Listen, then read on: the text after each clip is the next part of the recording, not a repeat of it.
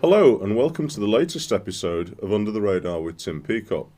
where this time around we're paying tribute to the brilliant, yet largely overlooked English singer-songwriter Ian Lowery, a man who created a formidable body of work, yet never quite scored the mainstream breakthrough he so richly deserved. Of course, the idea of a talented performer failing to receive his or her due is hardly news.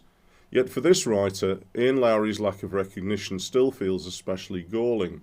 not least because virtually all the music he made is synonymous with real quality.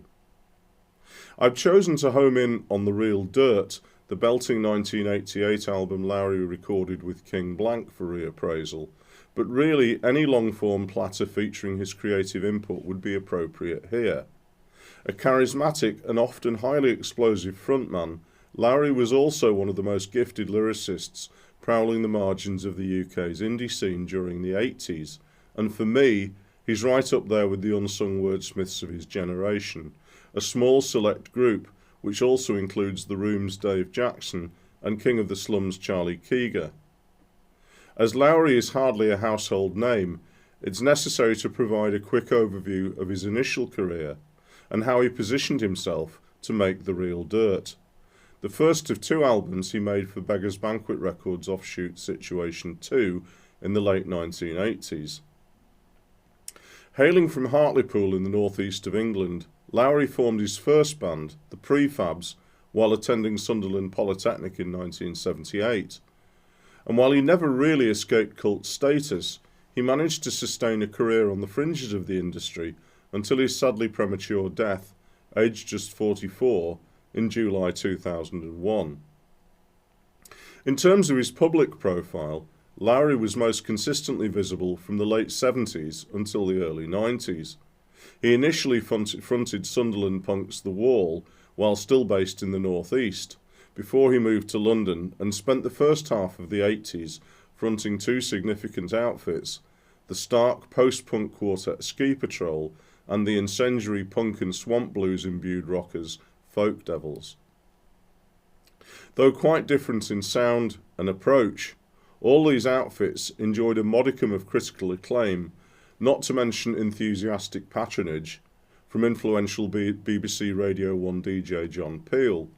Time and space prevents further exploration here, but if you've never previously heard any of this music, I'd urge you to check out posthumous compilations such as A New Way to Peroxide, Versions of a Life, recordings 1979 to 1981, and Beautiful Monsters, singles and demo recordings 1984 to 1986,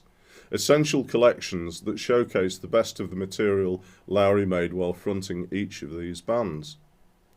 Though Lowery enjoyed independent chart success with The Wall, Ski Patrol and Folk Devils, the deal he secured with Situation 2 to release The Real Dirt was the biggest of his career. However, while the name King Blanc gave the project a group identity, it was very much a vehicle for Lowery's singular vision. An initial 7-inch and 12-inch single release, May 1988's aggressive Mouth Off, saw the vocalist backed by tanked-up London rockers Screaming Blue Messiahs, though Lowery handpicked the musicians he wanted to make the Real Dirt album. Featuring former Folk Devils bandmate Chris Yazaitis and future Bush guitarist Nigel Pulsford, the group Lowery assembled to record the Real Dirt was both versatile and sympathetic to his muse. In an interview with Melody Maker's Mick Mercer, Lowery enthused about the new freedom the band gave him, saying, "The musicians I'm using are so flexible, they can sound like a Texan bar band or an approximation of the Stooges," and that was apparent when The Real Dirt first hit the racks in July 1988. The album revealed that they could explode with a dynamism akin to the Stooges on tracks such as Guilty as Hell, The Frenzied Shot Full of Holes, and The Lean and Hungry Blind Box. But on The Real Dirt, King Blanc offered so much more. In fact, the record still exhilarates today because Lowery and company triumph on everything from the fatalistic Townes Van Zandt-esque country of Bulletproof Crucifix and the menacing murder ballad Killer in the Rain, through to the cinematic prowl of the album's title song, which they also performed live for an episode of the UK's popular alternative music show Snub TV. Indeed, The Real Dirt even includes the punchy but eminently groovy Uptight, arguably the most direct and anthemic song in Lowery's armoury. It would have been a huge hit in a fairer world, and it was promoted with a great video directed by the Slits' former guitarist and future literary star Viv Albertine. And add to that some extremely positive reviews at the time of The Real Dirt's release in the summer of 1988, with sounds even suggesting his new music reaffirms Lowery's position as a genuine frazzled original, and it looked like Lowery's career might finally be on the up and up. The positive reception did lead to a second underrated Situation 2 sponsored album, King Blank 2, the Ian Lowery Group, recorded with a slightly reconfigured band, albeit one still retaining Nigel Pulsford's services. However, after this album failed to raise his profile, Situation 2 decided not to renew his contract in 1990,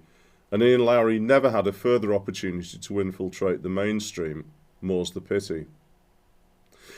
An early 90s relocation to Edinburgh refreshed him creatively and resulted in the release of 1993's Cooler, an album released under the name Drug of Choice, which was well received in Europe, but proved to be the last full-length album Lowery would release during his lifetime. However, though he died tragically young during the summer of 2001, he's left us a substantial legacy. Indeed, the posthumous titles Get Out the Sun and Ironic, released through the Spectacle Music imprint, are laden down with riches, and they suggest that had he lived, Ian Lowery's best may yet still have been to come. So that's all for this episode of Under the Radar with Tim Peacock. Please join us next time, though, as we reappraise a late 80s classic from an enigmatic Canadian chanteuse whose celebrated debut remains her only official studio album to date.